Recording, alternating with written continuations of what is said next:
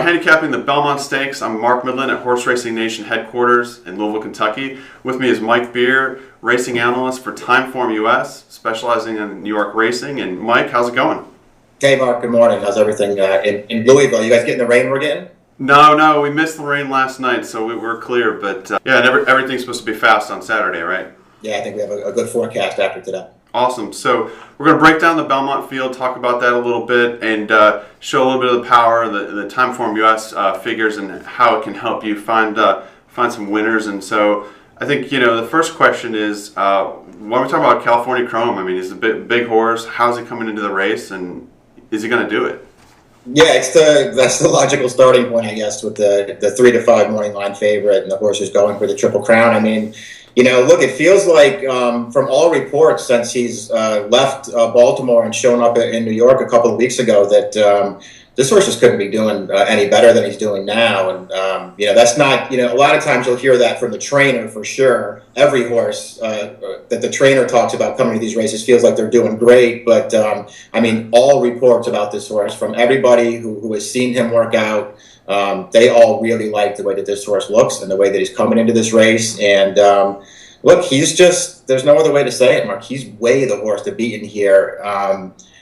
To me, it feels like he actually has a really, really good shot to do this. I know that the distance is a complete unknown for him, and you could look at him and say he's had a pretty hard campaign already as a 3-year-old, but he feels like he's in a pretty good position on Saturday. Fans, you can get the Timeform US Belmont Stakes package. Mike's going to do analysis for every stake at Belmont on Friday and Saturday. That's going to be mailed out to you. You get free access to every race in the country, Friday, Saturday, and Sunday. Great way to get started on Timeform US. It's only $9.99. Unlimited PPs all weekend, plus Mike's analysis on Friday at Belmont and all the stakes on Saturday at Belmont. Great way to go. Great way to get started with Timeform US. Figure-wise, California Chrome, I mean, he's been consistent.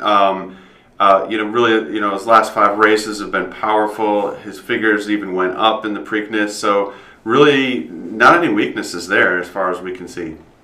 No, he hasn't shown any weaknesses at all yet as a 3-year-old. I mean, he has gone from strength to strength since the season started, and he just runs one good race after another. On our data, the Timeform US speed figures, his Preakness was the fastest race that he's ever run, and so I think you have to take that as a good sign coming into the Belmont Stakes. And look, we'll just see what happens with him. That 1.5 miles, they don't call it the test of the champion for nothing. One of the things I love about using the Timeform US product is you've got the pace projector kind of lays out the field, and it looks like the pace projectors forecasting California Chrome and Samrat together on the lead, and in a race that could favor horses on the lead because there's not that much pace. And is that how you see it, or how do you see him and Samrat kind of look at each other for the lead? Yeah, I did feel like that was a pretty logical way for this race to lay out early anyway, and that's exactly what Pace Projector thinks will happen with California Chrome going, Samrat probably going with him, and we'll just see how fast they go early. This race, our Pace Projector does say it favors horses on or near the early lead. I don't have any real argument with that. I will just point out that, for the most part, Belmont Stakes, I know it's 1.5 miles. It feels like a distance these horses have never been before, and so they might take it a little easy in the first part of these races. That hasn't generally been the case at the Belmont Stakes over the last several years. You tend to get, if not, fast paces, you get legitimate paces in these races. And so I don't think, California Chrome is just going to sort of, stroll on the lead early, and Samrat is not going to apply any pressure on him. I think they might do a little bit of racing early in this race, and we'll see how California Chrome, stands up to that, if that's in fact what happens. I feel like California Chrome will be up there, though. I think he's going to lead from that inside post position to at least establish some kind of position up close on the pace, and then we'll just see how fast they make him go. I mean, how do you see Samrat, for 1.5 miles? I mean, is this a horse that could do something if he's out on an easy lead, or is it just something where this is a little bit too far for him? Yeah, I felt like I'm a big fan because I think he's a good horse. I have always, sort of held the position with him that I never felt like he was a horse who was going to continue to get better as the distances got further for him. Maybe that was the case in the Derby, and maybe it wasn't the Monaco. He was, in his defense of the Derby, he did not run a poor race in the Derby. He only got beat about 5 lengths. And he was 4 wide throughout the running there. So it's not like he had some kind of, candy trip in there and couldn't get it done. On the other hand, he was getting tired at the end. He was getting tired at the end of the Wood as well, I thought, even though he finished second that day. And, it just feels like to me, of all of the horses who have a chance in this race, and he has a chance, he might be in the toughest position of anyone because he's got to go a mile and a half, which I don't think is going to suit him. And he's one of the horses who you feel like, he's got to race California Chrome at some point early in this race. And I feel like that's a really tough position for him to be in. We're talking about, potential upsetters. And, one of the ones we wanted to key on talking about the Wood here is Wicked Strong. And you were saying that he's got one of the better figures of anyone in the race.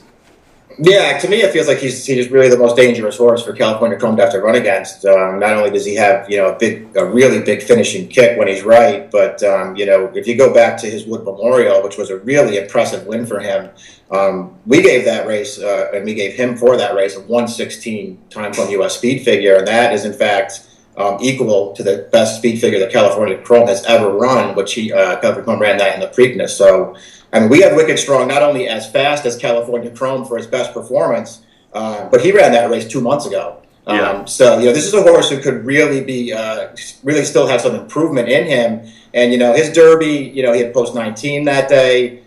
He got hung up a little bit wide early in the race. And Rajiv Mirage, I think, was trying to do the right thing. And he took him towards the inside through the second turn. And it really didn't work out that well for him. And I'm not suggesting that he was going to beat California Chrome that day. But he got into an awful lot of traffic in the stretch, and it really cost him something in there. I think he would have been closer if he could have worked a clean run in there. This is a really dangerous horse for California Chrome to have to run against on Saturday.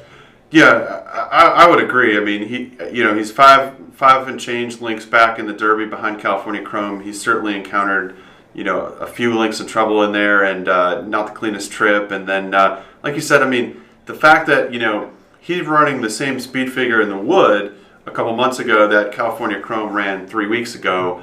Wow, that could be a big advantage. So then if you start, parlaying that over a mile and a half, and here's a closer, a horse that just kind of keeps coming. And what I like about him is he's an even pace closer. He's not kind of come from the clouds closer. He's going to kind of be that mid-pack closer that we've seen has done well in Belmont over the last few years.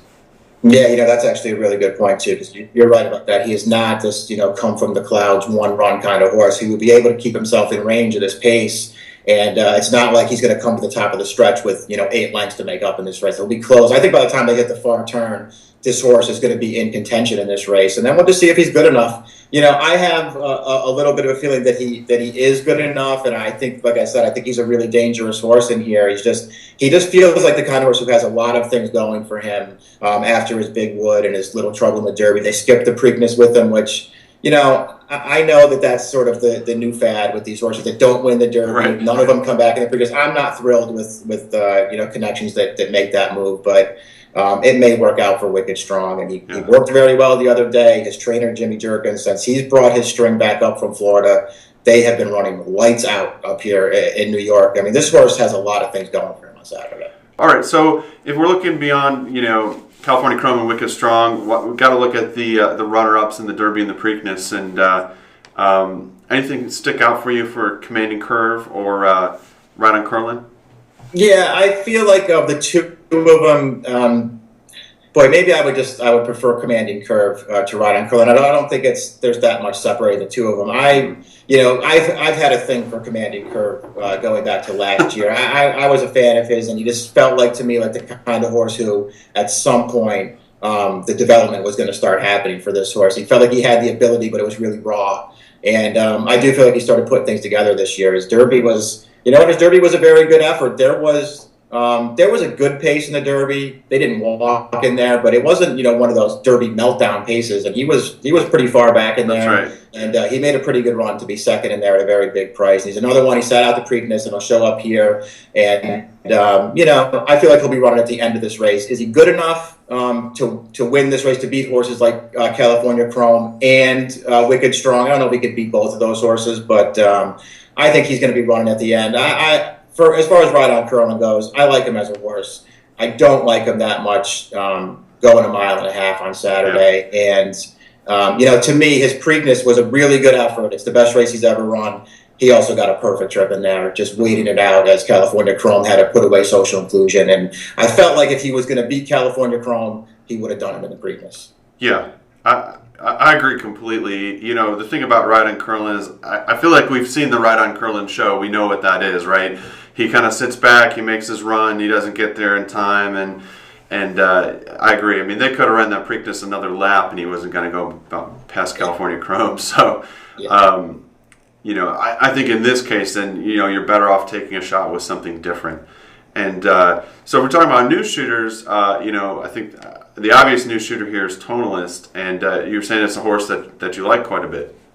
Yeah, I've been a fan of Tonalist pretty much right from the start. He ran 2 really big races over the winter at Gulfstream Park, and you know, that second start on February 22nd, where, you know, I know he didn't win that day, but the horse that beat him, Constitution, was a pretty good Pletcher horse who unfortunately didn't make the Triple Crown Series, and I felt like Tonalist was really up against it that day on a speed favoring track, and he just had to chase the whole way, and it didn't work out. He's a little bit behind the 8 ball here, and I feel like this just might be, maybe it's a little too soon for him to be running a race like this, and I think as we get further into the summer, you might really see something from Tonalist. Just the fact that Christophe Clement's going to run him in this race probably is a good sign for him, though, because Clement's, you know, a pretty patient guy. I don't think he would run this horse just to run him in this race. And look, the ability's there. You don't feel like distance is going to beat this horse. His Peter Pan last time was a really impressive effort. I think more visually than anything else. On our Timeform US data, we don't have him nearly fast enough to win the Belmont Stakes. So we'll see what happens with him. On the other hand, the Peter Pan was run over a sloppy track. And the more I went back and looked at that race, and he just went right to the front in there, and he absolutely blew that field out. Yeah. I almost feel like he didn't like the wet track at all that day. I mean, he really sort of ran off with Joel Rosario up the backstretch like he just didn't like the going at all. But, you know, he was good enough and talented enough to run right through it. And I think he'll be better on a fast dirt track, and I think he'll be running at the end of this race. There is tons of upside with him. You know, he would have to be a pretty big price for me to be really interested in him, and I don't know that he will be, but I have to use this horse somewhere. No, that's really interesting, and I mean, he's pretty much the most lightly raced horse in the race with 4 starts, and he's gone up. His figures have gone up, you know, every race, and that's really interesting that he dominated in the slop and that he might not have liked the slop as much. That's a really interesting comment. All right, and then a couple other long shots. I mean, we've got Medal Count. There's a lot of people talking about Medal Count, and then all the trouble that General A-Rod had in the Preakness. Wow. Either of those kind of catch your eye? Yeah, they both did. Of the 2 of them, I'm sort of leaning towards Medal Count. I think they'll both be big prices in here. I don't think there's that much separating them. Whichever one you like, if you do like them, I think that you should definitely use them because they're going to be those kinds of prices in here. General A-Rod, as you pointed out, his Preakness, if you didn't, you know, watch him closely in there, you should probably go back and take a look at it because he did have significant trouble in that race. And, you know, unfortunately for him, they ran that filly in that race, Rita Antonia, and she just backed up right in his face on the far turn. I mean, he was actually right there in contention at that time, and she just took him right out of the race. I think he did really well to finish where he did that day. Does that make him good enough to win the Belmont Stakes? I don't know, but he's a big price. I would use him if you liked him. I preferred Medal Count a little bit more to him because I feel like Medal Count wants to go the distance, and he will be off the pace in here, whereas General A-Rod might be a little closer to it. Right. And he just might be another one of those horses who has to race California Chrome earlier than everybody else, and he might pay the price for that. Medal Count will be running at the end. And, you know, for what it's worth, who knows if he's good enough in here. But he had a lot of trouble in Derby as well. I mean, he was making a run through the stretch, and Danza sort of drifted out in front of him. He impeded this horse very badly in that race, and he's another horse like Wicked Strong. He wasn't going to win. But he would have been a lot closer at the finish if that didn't. So, betting strategy, what are you thinking as far as trying to create some value, trying to make some money on the race? I like Wicked Strong. I'm going to bet Wicked Strong in this race. And, you know, I'm going to use him with Tonalist because I think Tonalist is the upside horse. And, you know, I feel like, you know, if he were to somehow come through and step up and win this race at, you know, 8 or 10 to 1, I'd be pretty disappointed that I didn't use him, being as big a fan as I am. So I'm going to use those 2 horses. And like I said, I like Medal Count a little bit as a, you know, long shot horse to include in this race.